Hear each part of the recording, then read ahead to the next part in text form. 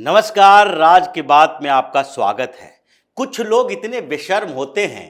कि उन्हें अगर बार बार लताड़ लगाई जाए तो भी उनकी आंखें नहीं खुलती है, कोई भी शर्म के पहलू नजर नहीं आते हैं। और कुछ लोगों की स्थिति ऐसी होती है कि वो अपनी औकात नहीं समझते हैं, हमारी सीमा क्या है, मर्यादा क्या है, हम कहां तक कौन सा काम कर सकते हैं। और ये दोनों गुण अगर किसी के अंदर है तो वो है अरविंद केजरीवाल, क्योंकि अरविंद केजरीवाल के पास शर्म तो है नहीं और न ही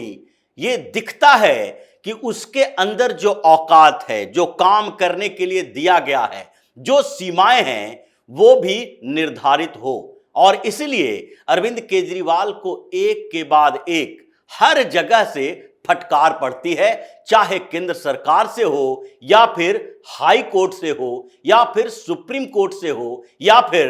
दिल्ली के एलजी से हो। इसी तरह की एक वाकया फिर से हुई है जो अरविंद केजरीवाल ने एक लार्ज कॉन्स्पिरेसी के तहत बदनाम करने की कोशिश किसे की, मोहरा किसे बनाया, और ये पूरी की पूरी जो कॉन्स्पिरेसी रची गई वो किसके द्वारा रची गई। इसी मामले में एलजी ने सीधे तौर पर पूरी की पूरी रिपोर्ट अरविंद केजरीवाल के चेहरे पर फेंक दी है और कहा है, अपनी औकात को पहचानो। अगर अपनी औकात को नहीं पहचानोगे तो फिर मुश्किलें और बढ़ेगी, क्योंकि तुम्हारा जो दायरा है वो एक नेशनल कैपिटल टेरिटरी का सीएम का है, यानी यूनियन टेरिटरी का सीएम का है। तुम्हारी औकात वैसी नहीं है जैसा कि तुम समझ रहे हो कि कोई पूर्ण राज्य का मुख्यमंत्री है। और ये मामला आया जिसमें एक मोहरा बनाया था अरविंद केजरीवाल ने, और वो मोहरा है CS Naresh Kumar. Chief secretary Naresh Kumar के खिलाफ अरविंद केजरीवाल ने दो मामले दर्ज किए, यानी कि दो जगह पर उनके माध्यम से एलजी को और एलजी के माध्यम से केंद्र सरकार को बदनाम करने की कोशिश की। एक कोशिश द्वारका एक्सप्रेसवे में जो लैंड एक्विजिशन हुआ था और जिसमें पैसे बढ़ाकर दिए गए थे, उस मामले पर रिपोर्ट सौंपी गई। और ये रिपोर्ट कितनी थी? ये छोटी मोटी रिपोर्ट नहीं थी, बल्कि अचानक से 2-4 दिन के अंदर आतिशी मरलेना ने 670 पेज की रिपोर्ट तैयार कर दी। और रिपोर्ट में क्या था? कूड़ा कबाड़ा, बिना एविडेंस, बिना कोई सबूत के ये रिपोर्ट एलजी को भेज दी गई। और मांग क्या की गई? मांग की गई कि नरेश कुमार को तत्काल प्रभाव से चीफ सेक्रेटरी के पद से हटाया जाए। मतलब एक आरोप लगा जिसमें कोई सबूत नहीं है, प्रथम दृष्टया कहीं कुछ दिखाई नहीं पड़ता, जिसमें पहले से ही जांच हो रही है, उस आरोप के आधार पर चीफ सेक्रेटरी को हटा दो, ये पहली मांग थी। और जब एलजी के पास ये रिपोर्ट गई तो उसके बाद क्या किया? एलजी ने उस पूरी रिपोर्ट को पढ़ी और उनके एलजी के ऑफिस से एक एक पॉइंट को उठाया गया कि आखिरकार इस रिपोर्ट में है क्या, जिसके आधार पर यह सीएस को हटाने की मांग कर रहा है। और फिर उस रिपोर्ट को कबाड़ी में तो भेजा ही, और साथ ही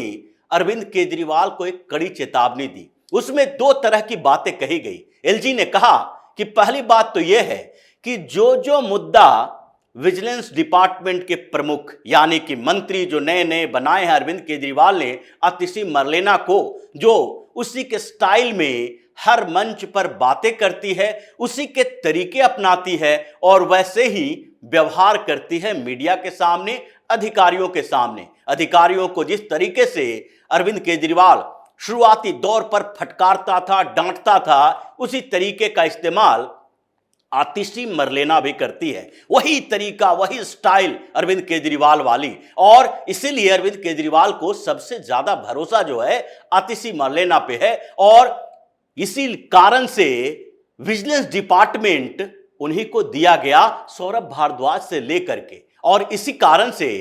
जब आतिशी को कहा गया कि एक रिपोर्ट तैयार करवाओ और जल्दी से तैयार करवाओ, जिसमें एक एडवोकेट ने जो आरोप लगाया था नरेश कुमार के बेटे के ऊपर, उस आरोप को साबित करना है। और इसीलिए 670 पेज की रिपोर्ट सौंपी गई। 670 पेज की रिपोर्ट में क्या था कि द्वारका एक्सप्रेसवे का निर्माण हो रहा है, निर्माण के समय में लैंड एक्विजिशन किया जाना था, यानी भूमि अधिग्रहण किया जाना था, और भूमि अधिग्रहण करने में एक कंपनी की जमीनें थी और वो कंपनी ने जमीन खरीदी, उस जमीन पर कैसे डेवलपमेंट हुआ, डेवलप करने की कोशिश की, फिर उसके बाद जब एक्विजिशन हुआ तो उसकी कीमत कितनी थी, उसके बाद जब आर्बिट्रेशन में गया मध्यस्थता के लिए तो धीरे धीरे उसकी कीमत कैसे 10 गुना बढ़ गई, ये सारी डिटेल थी।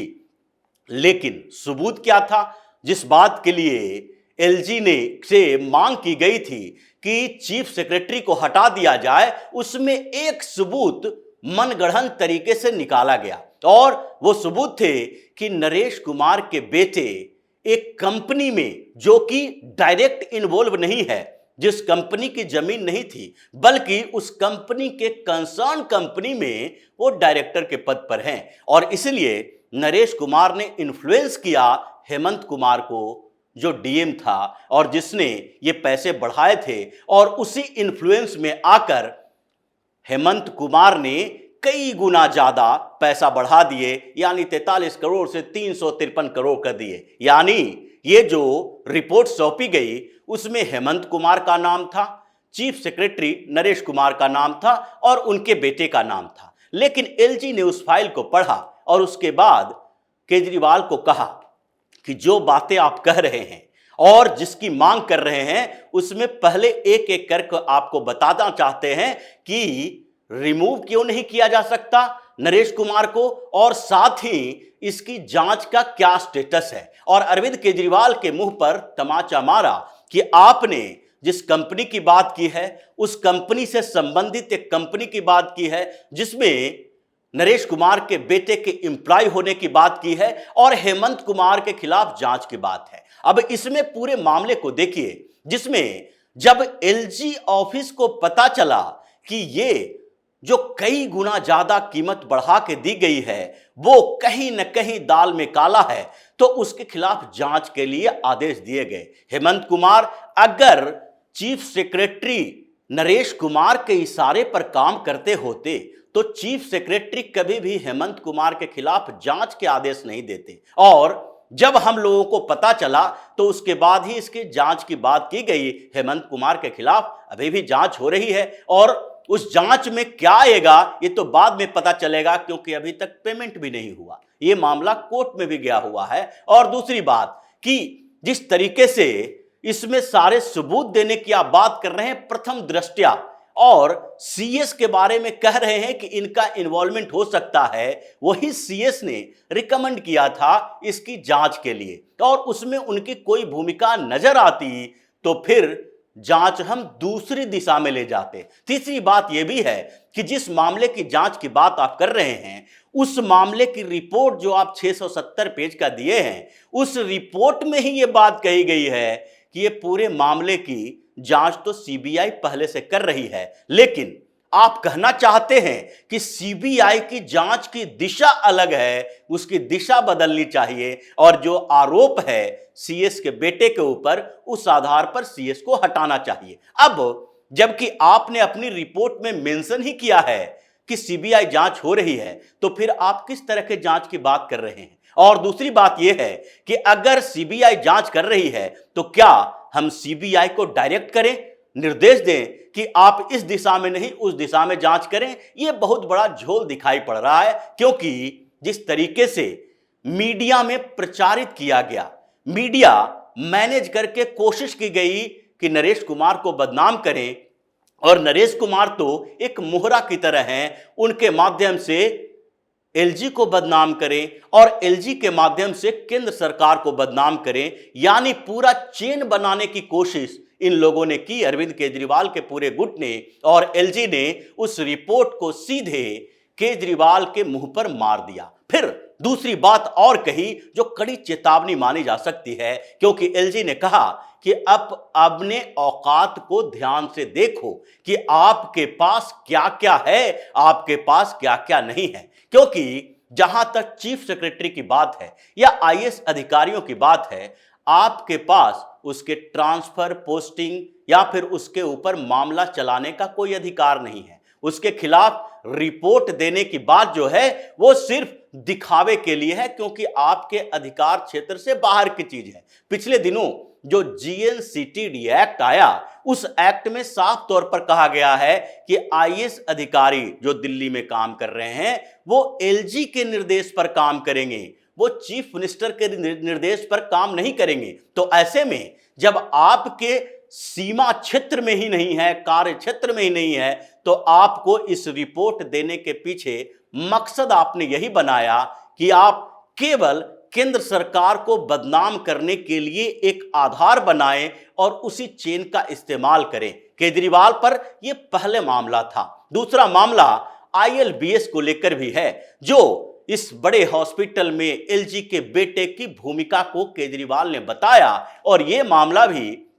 विजिलेंस डिपार्टमेंट में गया और विजिलेंस डिपार्टमेंट ने आनन फानन में एक रिपोर्ट तैयार की, एलजी से मांग की कि देखिए इनका बेटा इसमें भी इन्वॉल्व है, इसमें आर्टिफिशियल इंटेलिजेंस के एक प्रोजेक्ट की जिम्मेदारी दी गई है, ये कॉन्ट्रैक्ट है जिसमें जो CS का बेटा है करण चौहान, उसकी भूमिका यही है कि केवल 8 महीने पहले उसने कंपनी बनाई, एक स्टार्टअप, और उसको ये प्रोजेक्ट मिल गया। लेकिन क्या हुआ, इसमें सबसे पहले तो ILBS की तरफ से बयान आया कि हम कोई ऐसा परचेज ऑर्डर दिए ही नहीं है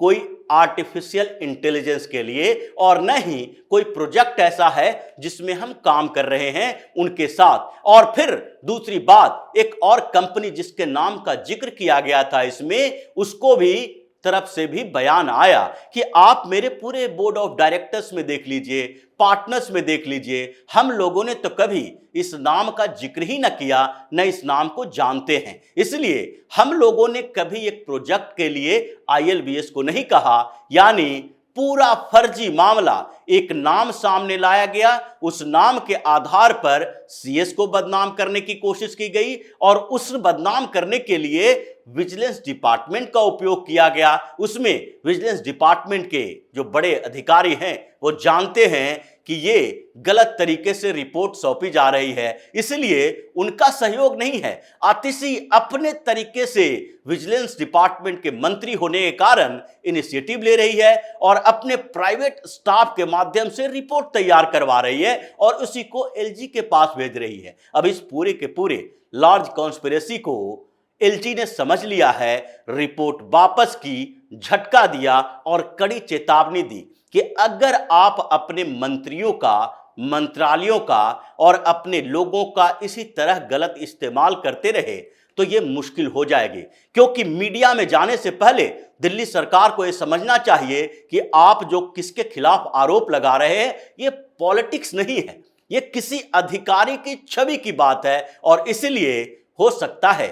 कि CS नरेश कुमार अब केजरीवाल के खिलाफ मानहानि का मामला करें, और मानहानि का मामला दायर होगा तो केजरीवाल फिर से वही गिड़गिड़ाता हुआ आएगा, जैसे जेटली के सामने गिड़गिड़ाकर माफी मांगा, मजीठिया के सामने माफी मांगा। लेकिन इस मामले में माफी मांगने से काम नहीं चलेगा, क्योंकि